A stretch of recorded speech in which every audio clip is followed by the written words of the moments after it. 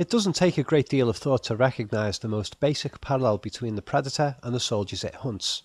Dutch and his team attack a camp and defeat their enemies. The predator watches and recognises mutual hunters.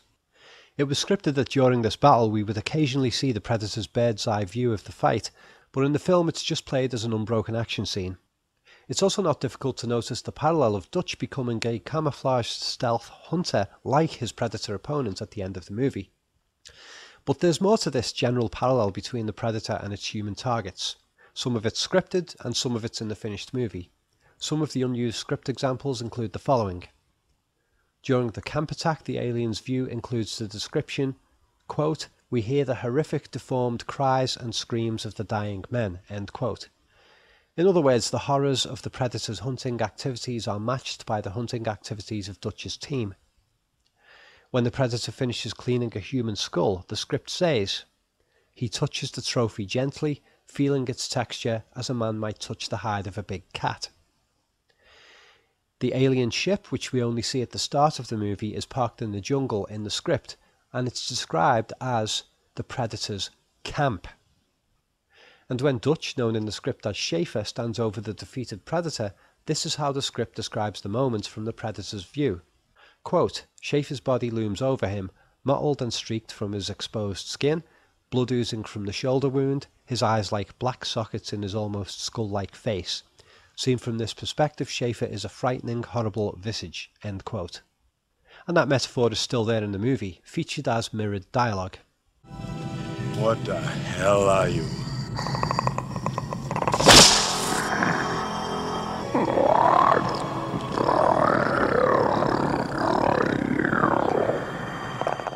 They see each other as mutual monsters.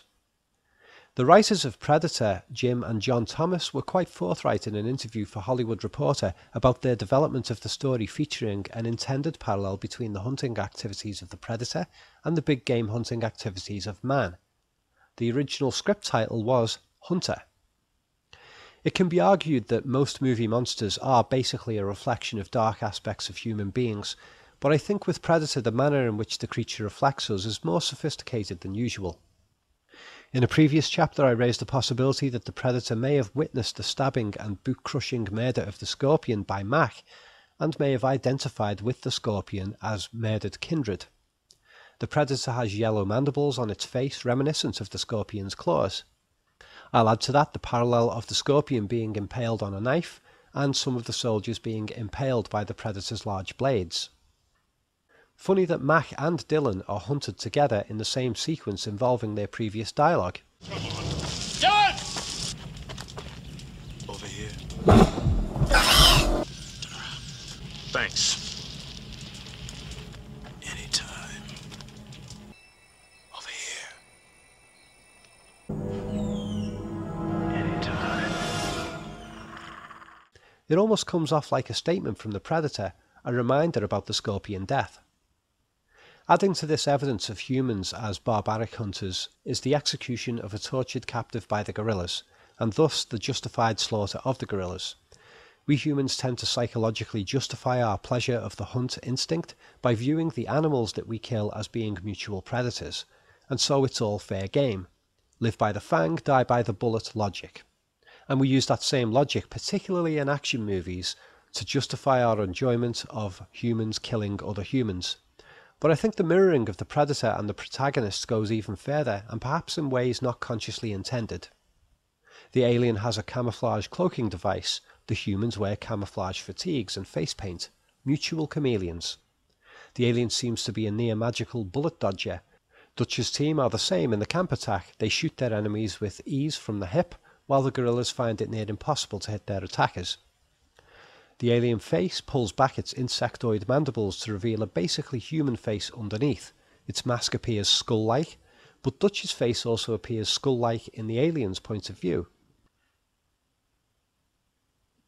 You can even see his face as a hidden skull image here. The alien has a big prominent jawline, and several of Dutch's team have similar jawlines. Dutch himself wears his face paint at jaw accentuating angles. Blaine makes a joke that actually casts himself as being equivalent to a predatory lizard monster. Bunch of slack-jawed faggots around here. This stuff will make you a goddamn sexual tyrannosaurus. Just like me. Dutch is considered the best killer by his employers, and the Predator considers itself the best killer. Dutch, in a moment of anger, grabs and pins Dylan against the wall with one hand for a face-off. You sells out! It's all bullshit. All of it.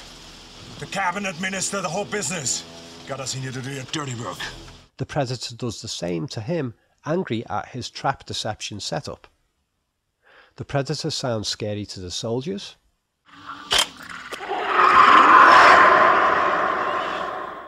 And the humans sound scary to it.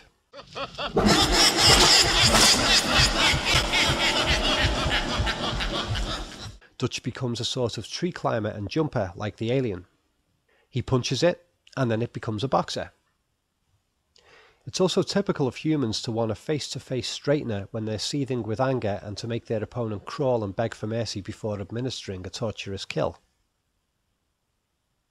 There's a strange parallel too about our perception of Dutch and the alien in basic visual terms. Dutch is described as looking good at the beginning of the movie. You're looking good, Dutch. It's been a long time, General. Yet we see that huge bicep on a monster of a man who we admire, much like we'd admire, say, a lion or panther as a beautiful killer. I think our relationship with the Predator is similar. Its camouflage is as much a visual treat as something to fear. When it pulls that mask off, we see a face that is both terrifying and beautiful in design.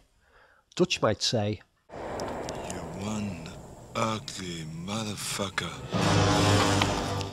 but when I saw the movie with friends and family in first-time viewings, the response to this mandible face shot was always, wow! Same goes for its sleek costume design and technology. Isn't it fascinating that we fear and admire predatory monsters? The magical stealth subtleties occur for both characters. The Predator is presented as having an imperfect cloaking system that can be recognised upon careful inspection. But when it got caught by the net next to Dutch, it wasn't visible at all, and its cloak wasn't giving off its usual drone noise. In parallel with this strange suggestion of occasional complete invisibility and teleporting ability, here Dutch is stood out in the open for the Predator to see, and he somehow manages to, within seconds, get underneath the log without making a sound.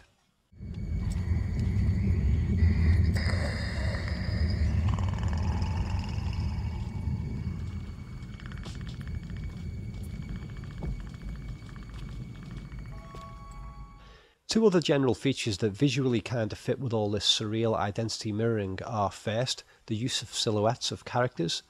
This doesn't happen very often in the movie, but it sort of bookends the film. Dutch and his team are seen as silhouettes emerging from their spaceship, chopper.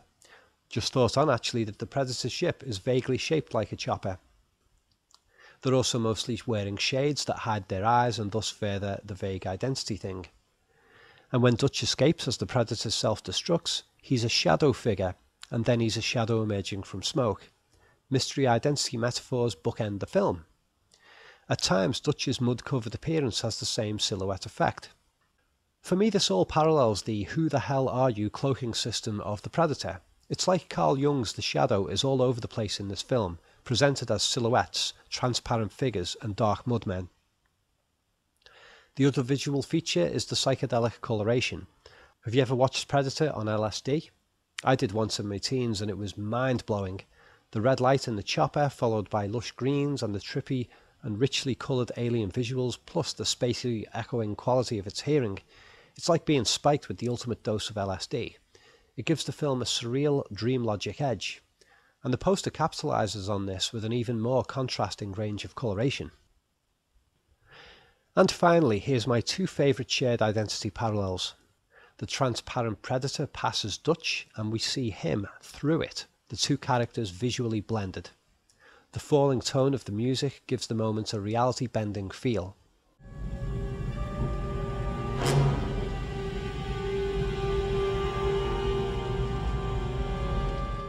And then there's the poster, which features two giant words in red: Schwarzenegger, Predator. It may as well say Schwarzenegger is the Predator. Of course, Arnie is a visual selling point, like with the poster for The Terminator and near enough every other film he's done. But look at the scoping system he's being targeted with. It isn't the one the alien uses in the film, it's the kind of target display we'd see through the weapon of a human soldier.